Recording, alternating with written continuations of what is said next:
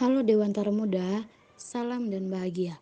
Di sini saya selaku moderator, kami akan menjelaskan tentang analisis masalah proses produksi. Kami dari kelompok 1 yang beranggotakan 5 orang.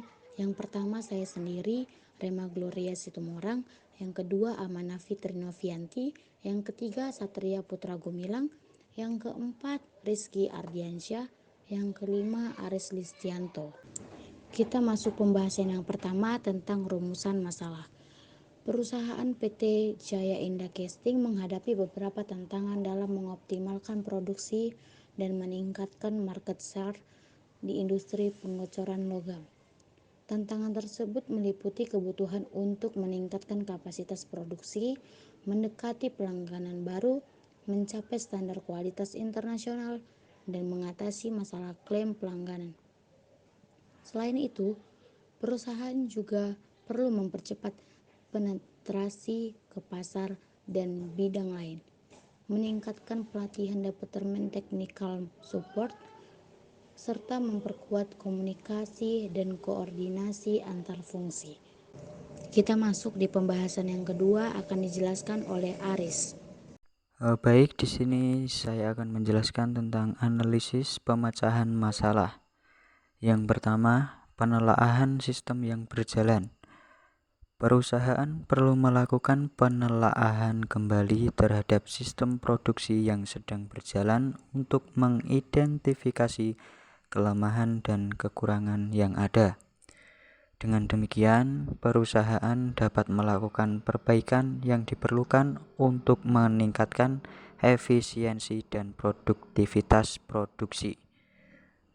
Untuk materi selanjutnya akan dijelaskan oleh Mas Rizky. Baik, yang kedua, percepatan penetrasi ke pasar dan bidang lain. Perusahaan perlu mempercepat penetrasi ke pasar dan bidang lain untuk memperluas pangsa pasar dan diversifikasi produk. Hal ini dapat dilakukan melalui strategi pemasaran yang lebih agresif dan pengembangan produk baru yang sesuai dengan kebutuhan pasar. Analisis pemecah masalah yang ketiga, intensifikasi pelatihan Departemen Technical Support. Perusahaan perlu meningkatkan pelatihan Departemen Technical Support untuk meningkatkan keterampilan dan pengetahuan teknis karyawan. Hal ini akan membantu dalam meningkatkan kualitas produk dan layanan yang diberikan kepada pelanggan.